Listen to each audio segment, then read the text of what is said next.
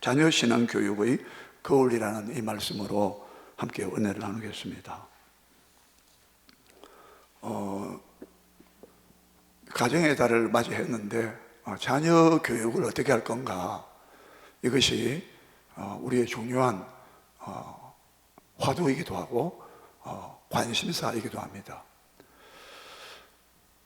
다른 건 다 자신 있는데 이 자녀 교육은 흔히 이제 속된 말로 자식 농사가 이게 참 마음대로 안 된다 하는 말들을 자주 합니다. 자식만큼은 자기가 낳았지만 자기 속에서 나온 자식인데도 불구하고 그 자녀 양육을 어떻게 할 것인가, 특별히 영적으로 신앙교육을 어떻게 할 것인가. 일반 교육도 세상에서 우리 자녀들이 뒤처지지 않고 뭐 영어다 수학이다 뭐 여러 가지 막 학원도 보내고 또 잘 먹이고 잘 가르치고, 특히 우리 한국 우리 부모님들은 이 자식에 대한 교육열이 대단하지 않습니까? 이미 뭐 세계적으로 다 알려졌습니다. 심지어 어머니들의 그 치맛바람이 뭐 미국에 가서라도 뭐 유행했다 그런 말도 있지 않습니까? 어떻든 간에 요즘 그렇게 많이 가르쳐야 되고 많이 배워야 되고 지식과 정보가 홍수를 이루는 시대에 이 배우지 않고서는, 가르침을 치지 않고서는 우리 자녀가 이 현대 사회를 따라갈 수가 없어요.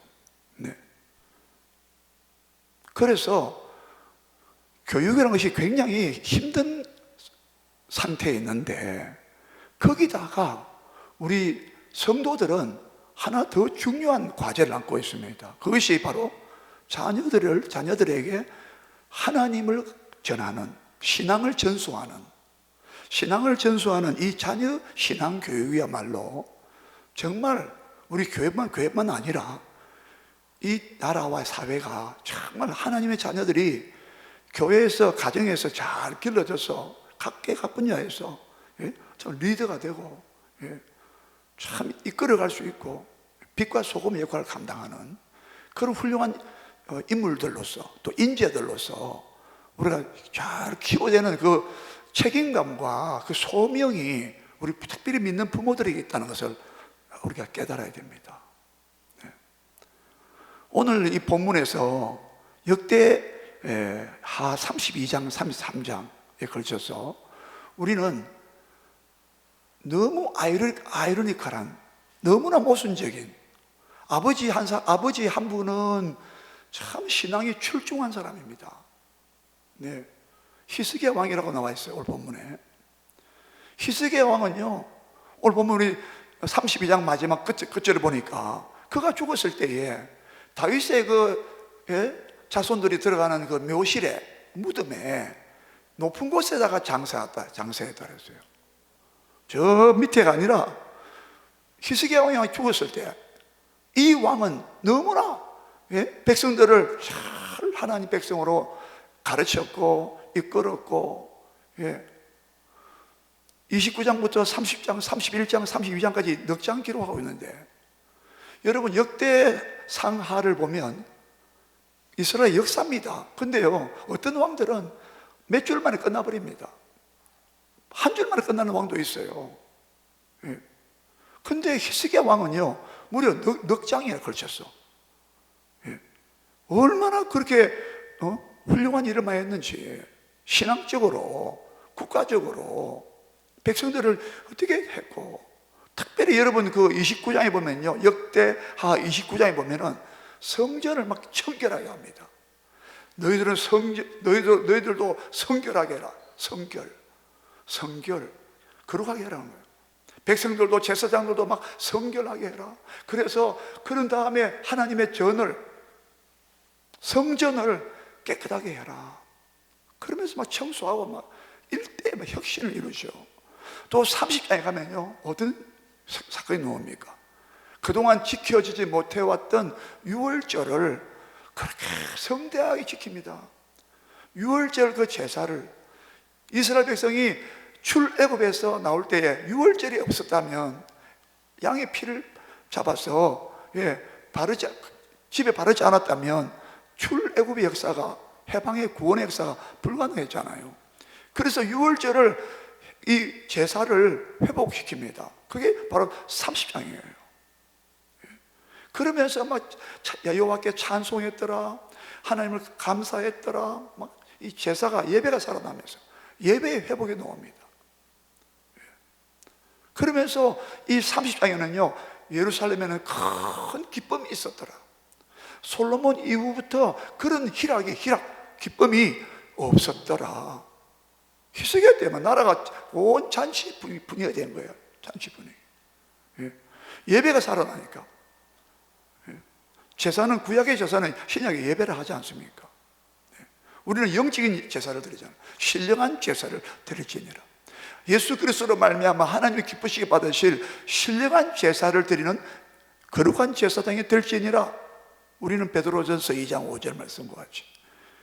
그래서 막 기쁨이 충만하고, 예루살렘에 막, 성전에 막, 31장에는 또 어떤 내용이 나옵니까? 앞장 31장에는요 거기도 또 성전을 막 중심으로 해서 일어납니다. 막 자기가 진두지휘해요.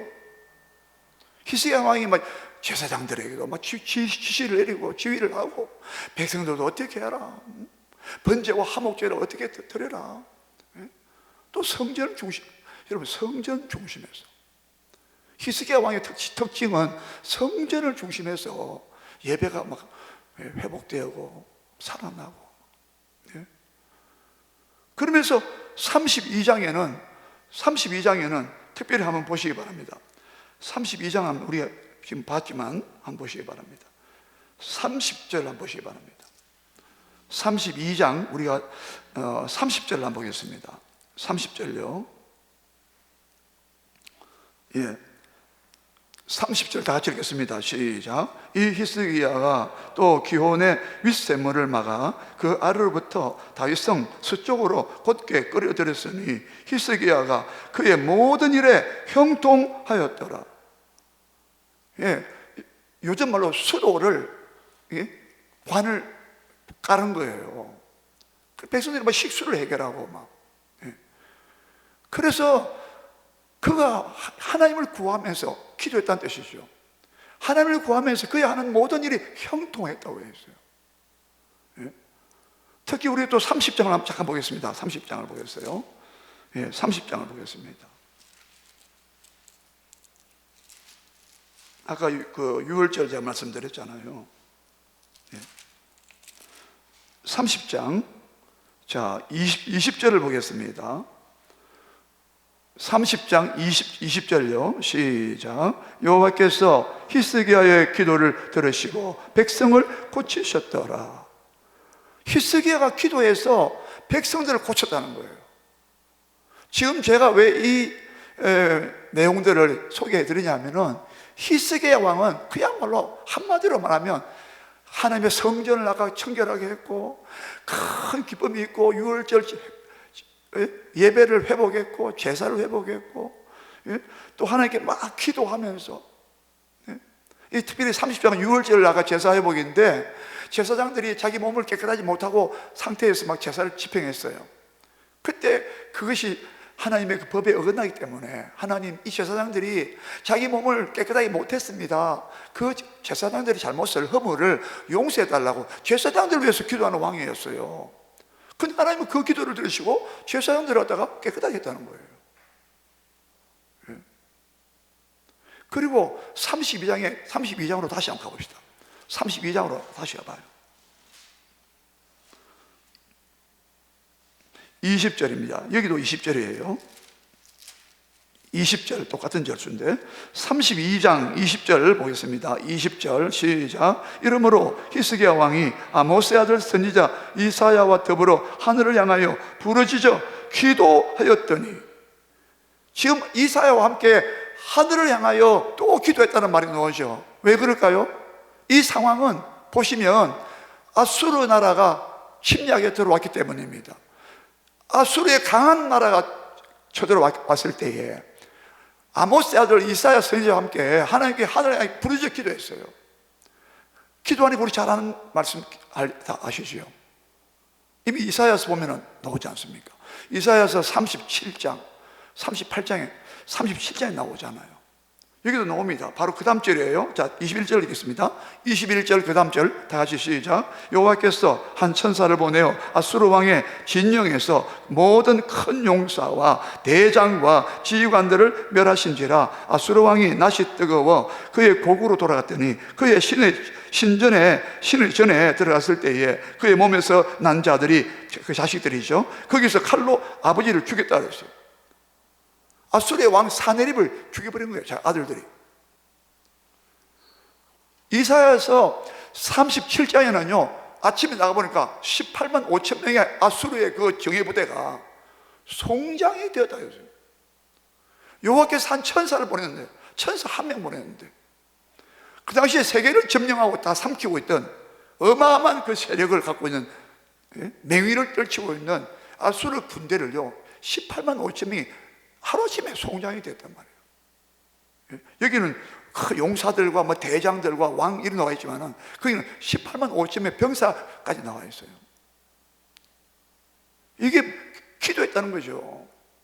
큰 나라에 재앙이 오고 막 국가적인 위기가 왔을 때에 부르짖어 기도했어요. 그때 히스기야는 하나님의 놀라운 구원의 역사를 맛보았습니다.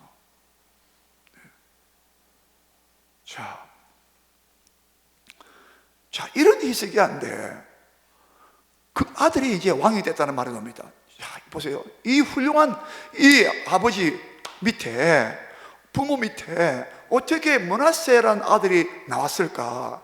이게 정말 너무나 풀리지 않는 이야기예요. 이해가 안 된다 이 말입니다. 자, 우리 잠깐 보겠습니다.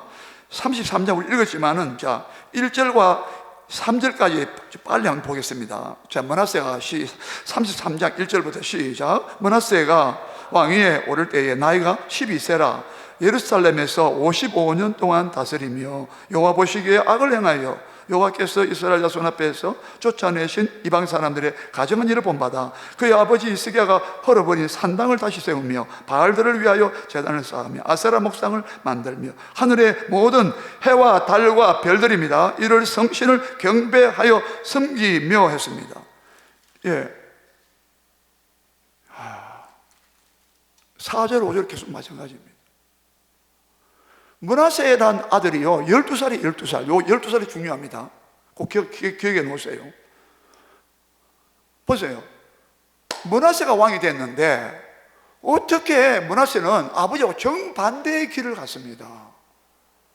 아버지가 헐어버렸던 그 산당을 다시 복구시키고 하늘의 이를 성실을 경배하고 섬기고 아세라 목상, 바알의 제단, 또 그리고 나중에 밑에 내려가면요 므낫세 이 왕은요 이스라엘의 무지한 사람들, 죄가 없는 사람들, 그 사람들을 얼마나 많이 죽였기에 예루살렘 도시의 이 편에서 저 편까지 피가 강물처럼 흐르더라고요. 강을 이루. 아니 이럴 수가 있습니까? 히스기야 왕은 방금 우리가 보았던 것처럼 너무나 그렇게 훌륭해서 백성들이 다윗의 자손의 그 묘실 가운데서 왕이 죽으면 그 무덤 있는데 무덤에도 순서가 있잖아요. 이렇게 쭉 내려오지 않습니까? 근데 히스기야는 제일 높은 곳에 올려다 놓고 백성들이 경의를 표했다는 거예요. 우리 읽었잖아요. 근데 그런 아들이 아버지인데 어떻게 해서 이런 망나니 같은 영적으로 신앙적으로 도저히 아버지와는 반대길로 가고 아버지 모든 영적인 하나님과의 그 축복의 삶을 뒤엎어버려요. 이게 도대체 무슨 까닭입니까? 이게 우리가 이걸 보면서 역대, 오늘 제가 제목을 삼은 것처럼 역대하가 보여주는 자녀 신앙 교육의 거울이라고 말했습니다. 지금 역대기가 오늘 우리에게 정말 중요한 것을 오늘 가르쳐주고 있는 거예요. 히스기야가 어디서 실패했느냐?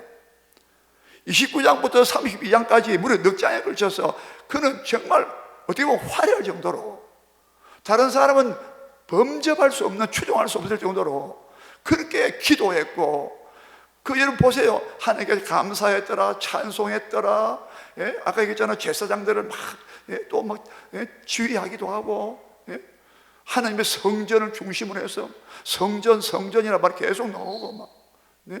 화목제와 번제란 말이 계속 나옵니다, 여러분. 네? 근데 어떻게 이 므낫세가 왕이 돼가지고 이렇게 영적으로 완전히 우리 급전직하란 말이죠. 가다가 팍 떨어지는 거, 급전직하. 네? 정말 형통한 길로 갔다 했잖아요. 근데 바로 떨어지는, 절벽으로 떨어지는 거예요. 네? 므낫세 왕이요, 얼마나 우상 숭배를 철저하게 했는지, 여러분 33장 우리 9절을 한번 보시기 바랍니다. 조금 뛰어내려가서 33장 9절을 다 같이 읽겠습니다. 시작. 유다와 예루살렘 주민이 므낫세의 꾀임을 받고 악을 행한 것이 여호와께서 이스라엘 자손 앞에서 멸하신 모든 나라보다 더욱 심하였더라. 이 무슨 말입니까? 유다와 예루살렘의 그 주민들이요, 이 므낫세 왕의 꾀임 받았어요. 므낫세 왕이 얼마나 유혹하고 꾀했는지, 야, 우리 아버지는 이렇게 했지만 나는 이렇게 한다, 이게 더 복 받는 거야. 아세라 목상 잘 섬기고 바알을 섬기고 재단을 쌓고 하늘에 해와 달과 별들을, 이를 성신을 우리 잘 경배하고 섬기면 어마어마한 복을 받는다라고 막 꼬신 거예요. 여러분 이거 보세요. 이거 엄청난 배교. 예? 완전히 영적인 타락의 길로, 예? 이럴 수가 있습니까? 도대체 아버지, 우리는 물을 질문할 수밖에 없어요. 히스기야 왕은 대체 이 므낫세를 어떻게 키우느냐 이 말이에요. 예? 도대체 자녀 경외하기를 내가 배우게 하라고 신명기서 4장 10절 말씀을 꼭 기억하시기 바랍니다.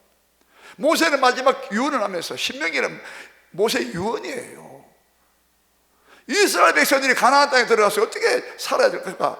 축복된 삶을 살 건가? 아니면 멸망의 패배의 삶을 살 건가? 저주스러운 삶을 살 건가? 두 가지 길을 모세는 몇 번 강조했잖아요. 보라, 내가 너희 앞에 생명의 길과 사망의 길과 화와 저주, 축복과 저주의 길을, 화의 길을 내가 너희 앞에 두었노니 너희가 선택해라 하면서, 신명기 30장 15절과 17절에 두 번이나 강조하면서 선택해라, 취사 선택해라. 생명의 길을 갈래? 사망의 길을 갈래? 축복의 복을 받을래? 저주와 화를 받을래? 내가 너희 앞에 내가 말했다. 너희가 선택해라. 그러면서 신명기에서 계속 반복하는 것이 무엇입니까? 너희만 잘 사는 게 아니라, 너희만 하나님과 관계가 잘 되는 것 뿐만 아니라 너희 자손들에게 여호와 경외하기를 배우게 하라. 하나님을 경외하기를 배우게 하라 그랬어요. 신명기 31장 13절에도 똑같은 말 또 나옵니다. 너희 자녀들에게 하나님을 경외하는 것을 배우게 하라. 다윗은요, 그 유명한 시편 34편 8절 기억나시죠? 너희는 너희 성도들아 여호와의 선하심을 맛보아 알지어다. 여호와를 경외하는 자에게는 부족함이 없으리로다. 여호와를 찾는 자는 모든 좋은 것에 부족함이 없으리로다. 그러면서 11절에 34편 11절에 뭐라 그랬어요? 다윗은 이렇게 말합니다. 너희 자녀들아, 옛날 번역은 너희 소자들아, 내게 와서 내게 들으라. 내 말을 들으라. 내가 여호와 경외하는 법을, 내가 여호와 경외함을 너희에게 가르치리로다. 이렇게 했어요. 하나님을 경외하는 그 법도를 내가 가르쳐 줄게. 너희 자녀들아, 너희 소자들아, 내게 와서 들으라, 배우라. 다윗 왕도요, 솔로몬을 불러앉혀놓고, 내 아들 솔로몬아, 나는 이제 임종 맞이하고 있다. 역대상 28장 9절입니다. 역대상 28장, 역대상 앞에 있어요. 28장 9절에 솔로몬에게, 어린 솔로몬에게 다윗은 앉혀놓고, 내 아들 솔로몬아, 나는 이제 죽지만 내가 너에게 유언을 한다. 너는 네 아비 나의 하나님을 네가 알고 있지 않아? 알고 있지 않아?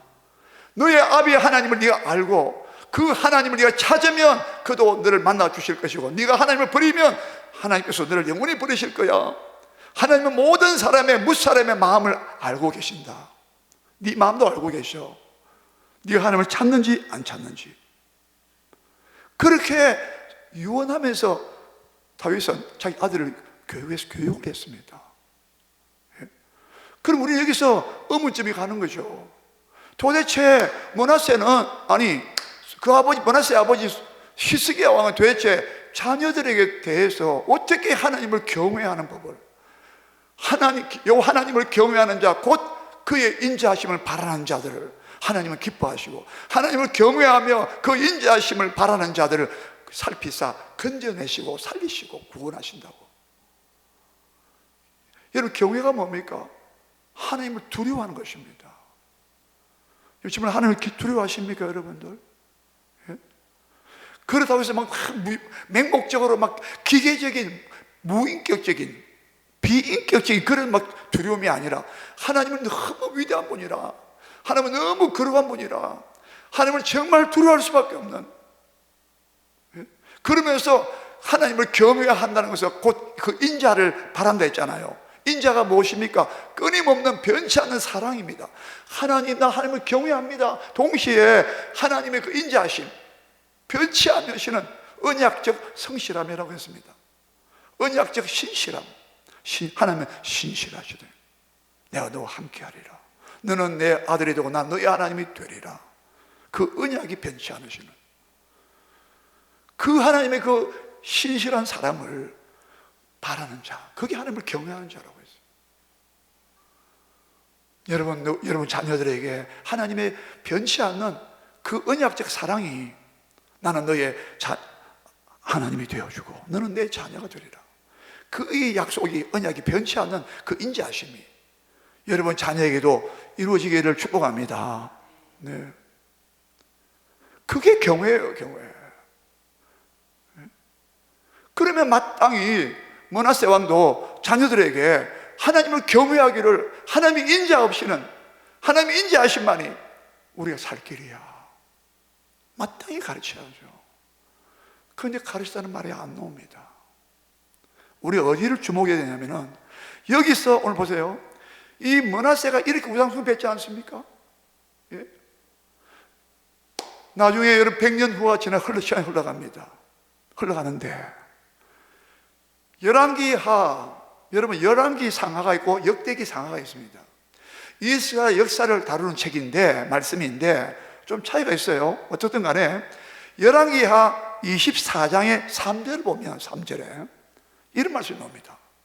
왜 이스라엘의 남유다 쪽입니다. 북이스라엘 말고 남쪽 유다 나라에 바벨론이 쳐들어오고, 그 이웃에 있는 모압과 암몬족이 쳐들어오고, 연합군들이 막 유다 나라를 갖다가 정복하려고, 삼키려고, 예? 이게 막 쳐들어왔는데, 유다가 멸망 직전에 와 있는데, 그 멸망하는 이유를 뭐라고 딱 한 줄을 말하고 있느냐면, 이는 여호와께서 유다를 자기 앞에 있는 것을 물리쳤다 그랬어요. 하나님 앞에 있는 것을, 유다가 앞에 있는 것을 물리친 거예요. 그래서 바벨론의 포로로 끌려간 예루살렘 멸망당하고 성전이 불탄 거 아닙니까? 그런데 그 근본적인 원인을 뭐라고 밝혔느냐? 뭐라고 했느냐?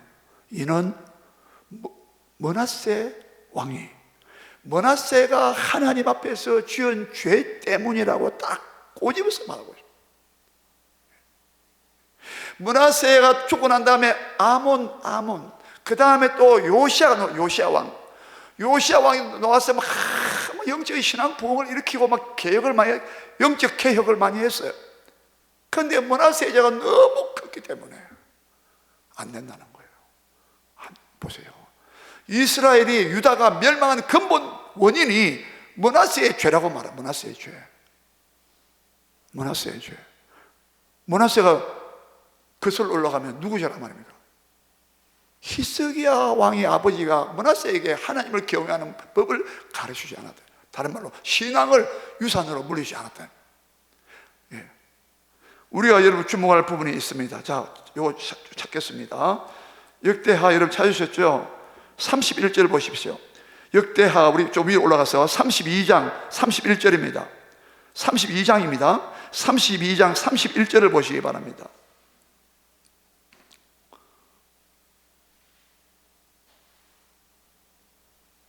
자, 31절 다 같이 읽겠습니다. 역대하 32장 31절입니다. 시작. 그러나 바벨론 방백들이 히스기야에게 사신을 보내어 그 땅에서 나타난 이적을 물을 때에 하나님이 히스기야를 떠나시고 그의 심중에 있는 것을 다 알고자 하사 시험하셨더라.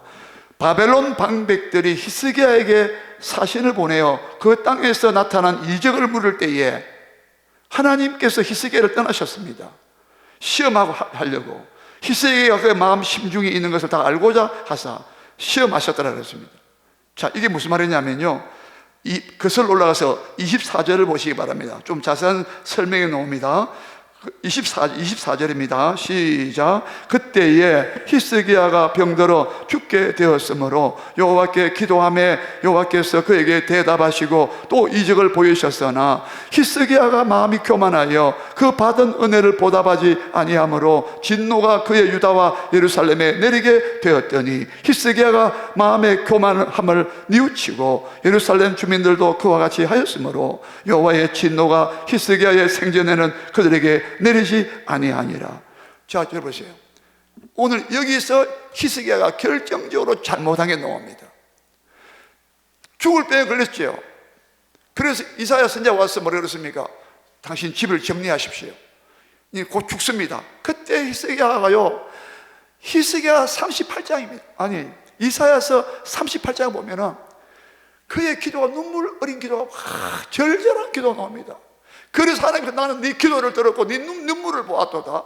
그래서 너 목숨을 15년 내가 연장한다 그랬습니다. 잘 보세요. 네 기도를 들었고 네 눈물을 보았다. 네 목숨을 15년 더 연장하겠다. 놀라운 축복을 받았죠. 근데 본문 오늘 24절에서 히스기야가 병들어 죽게 되었을 때에 여호와께 기도하며 그에게 대답하시고 응답하시고 또 이적을 보였다. 아까 방금 이 말씀이죠. 15년 동안 목숨이 연장된 거예요. 근데 히스기야 마음이 교만하여 하나님의 받은 은혜를 보답하지 아니함으로 진노가 내렸는데 또 회개하니까 히스기야 생전에 내리지 않았다 그랬어요. 근데요, 이사야서 39장입니다. 이사야 39장에 보면 참 희한한 말씀이 나옵니다. 이것이 왜 므낫세 왕으로 히스기야의 그 믿음이 전수되지 않았는가 적나라하게 보여주고 있어요. 역대기도 나와 있지만 이사야 39장이 더 중요하게 나와 있습니다. 거기 보면요, 같은 내용입니다. 지금 바벨론 신흥제국입니다. 새로 부상하는 나라죠. 아수르 다음에 바벨론이. 근데 바벨론이 막 너무 놀란 거죠. 왜? 도대체 이스라엘 나라, 특별히 유다 나라 저거는 어떻게 된 거야? 아수르 18만 5천 명이 하루아침에 송장이 돼버렸고, 그리고 그 후에 히스기야 왕이 그런 일을 했고 기도해가지고 성전에 올라와서 아수르와 사내를 편지를 펴놓고 하나님께 호소했지 않습니까? 천하만국에 하나님만이 오직 유일하신 주이심을 알게 해달라고, 저 아수르 왕 사내립을 하나님 징벌해달라고. 자, 그래서 그런 역사, 놀라운 역사 일어났죠. 본인도 죽을 병을 걸렸는데 하나님도 15년 또 연장했단 말입니다. 그 놀라운 소문을 들은 거죠. 야, 저 유다 나라는 이상한 나라야. 조그만 나라 땅덩어리인데 어떻게 아수르 나라의 그 대군을 이겨버리고 본인이 죽을 병에 걸려도 또 살아나고. 이야, 히스기야 왕의 부와 영광이 극하더라. 32장 27절에 히스기야가 부와 영광에 지극한지라 은금, 보석, 향품과 방패와 온갖 보배로운 그릇들을 위하여 창고를 세우며 곡식과 새 포도주와 기름의 산물을 위해서 창고를 세우며, 막 엄청난, 이는 하나님이 양떼와 소떼를 성읍을 위하여 성읍을 세웠으니 이는 하나님이 그에게 재산을 심히 많이 주셨습니다. 이렇게 막 되어 있단 말이에요. 엄청난 축복을 받았는데 이 세 가지 정도에 대해서 바벨론의 왕 모로닥 발라더니 이사야에 놓습니다. 사신을 보낸 거예요. 도대체 당신 나라가 어떻게 된 거야? 당신이 어떻게 병에서 이적을 나타낸 거야? 어떻게 병이 고쳤어? 했을 때에 이사야 39장에는요 그가 그 바벨론의 사신들을 데리고 어디로 가야 했습니까? 하나님의 성전으로 데려와서 이 성전의 주인 되시는 여호와 하나님이 우리가 경배하고 섬기는 참 하나님, 당신들이 다 우상이야. 우리가 섬기는 이스라엘 하나님이 참 하나님이시다. 이 하나님이 우리와 함께 하시고, 이 하나님이 아수를 정복했고 이게 하셨고, 오늘 내게 모든 부와 영광 극한 것이 하나님 다 축복이었다. 그 내가 다시 15년 연장된 것도 하나님 생명의 원천 되시는 주인 되시는 하나님이 나를 생명을 주신 거야. 이렇게 하나님을 소개해야 되잖아요. 그런데 여러분 어떻게 했습니까? 전부 다 역대기 여기 안 나옵니다. 여기는 안 나와요. 이사야 39장에 보면요, 자기의 보물 창고, 무기고 군기고 보배로운 기름, 향품, 향품, 모든 그 재산들, 귀한 재산들을, 영광을 전부 다 보여주면서 자기 자랑을 한 거예요. 하나님을 자랑하지 않았다 이 말입니다. 자 보세요. 그래서 이사야가 와서 물었습니다. 바벨론 사자들 와서 당신이 어떻게 했습니까? 어떻게 대접했습니까? 예, 내가 이렇게 다 했습니다. 내 보물 내가 다 보여줬다고. 우리나라에 보물 아는 게 없는 전부 다 보여줬다고.